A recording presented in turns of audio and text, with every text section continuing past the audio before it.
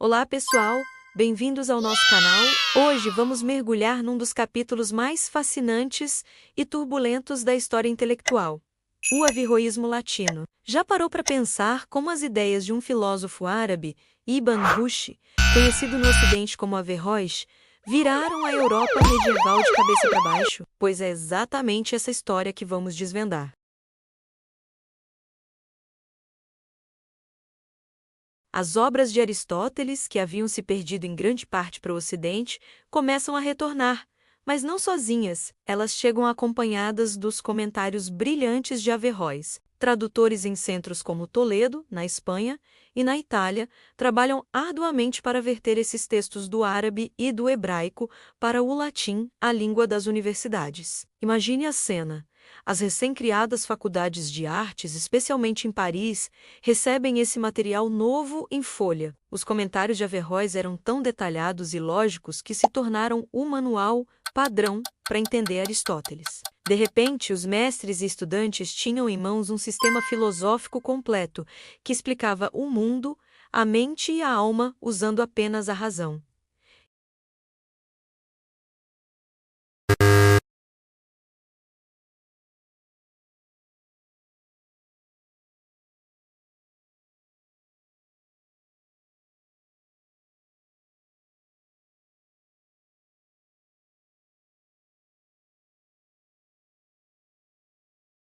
Eles não só ensinavam essas novas ideias em sala de aula, mas também as defendiam em debates públicos acalorados.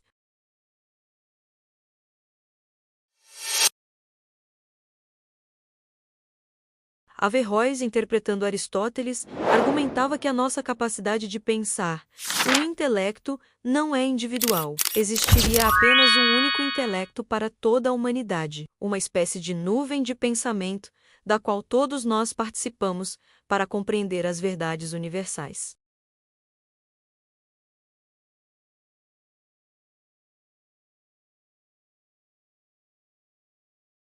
Como podemos ser pessoalmente responsáveis por nossos atos e receber uma recompensa ou punição após a morte? Essa questão, a da imortalidade pessoal, torna-se o grande campo de batalha entre filósofos e teólogos. Para muitos, a doutrina de Averroes parecia minar um pilar fundamental da fé cristã.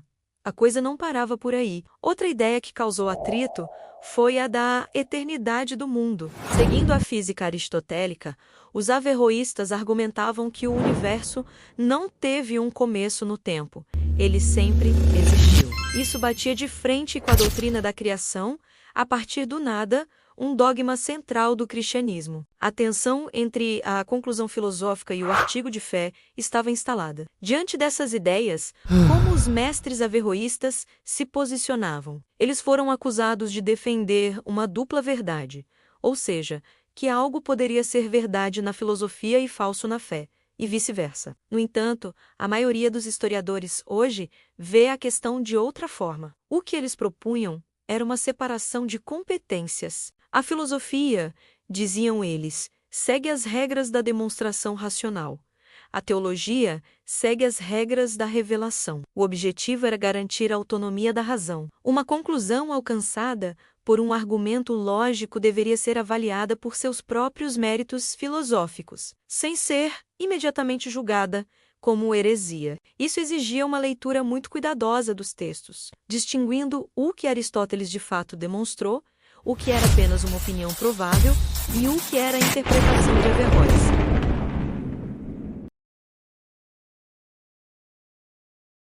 As autoridades eclesiásticas em Paris, preocupadas com o que viam como um perigo para a ortodoxia, decidiram intervir em 1270 e, de forma mais contundente, em 1277. O bispo de Paris condenou uma lista de mais de 200 proposições filosóficas e teológicas consideradas erradas. Muitas delas eram diretamente associadas aos averroístas radicais. Um dos nomes centrais desse movimento foi Siger de Brabante, um mestre da Faculdade de Artes que defendia a consistência filosófica dessas teses, mas sem nunca negar a verdade superior da fé.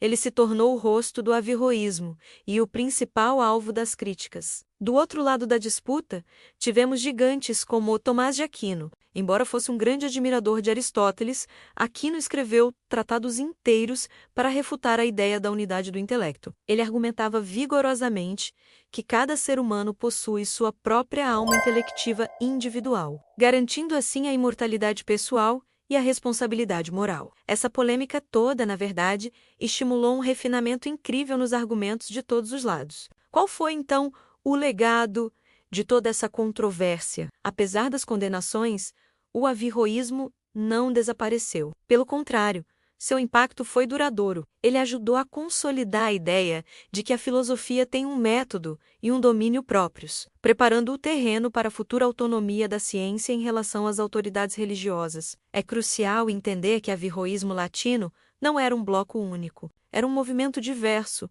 com diferentes interpretações e ênfases dependendo do lugar e da época. A figura de Averroes foi, muitas vezes, mais um símbolo do que um guia seguido à risca.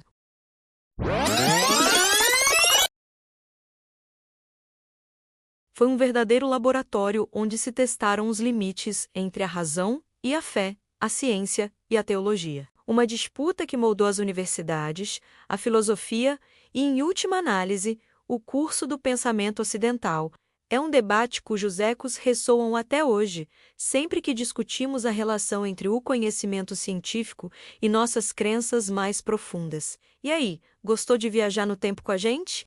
Essa história mostra como o choque de ideias pode ser incrivelmente produtivo. Se você curtiu esse conteúdo, não se esqueça de deixar o seu like, se inscrever no canal e ativar o sininho para não perder nossos próximos vídeos. Muito obrigado por assistir e até a próxima!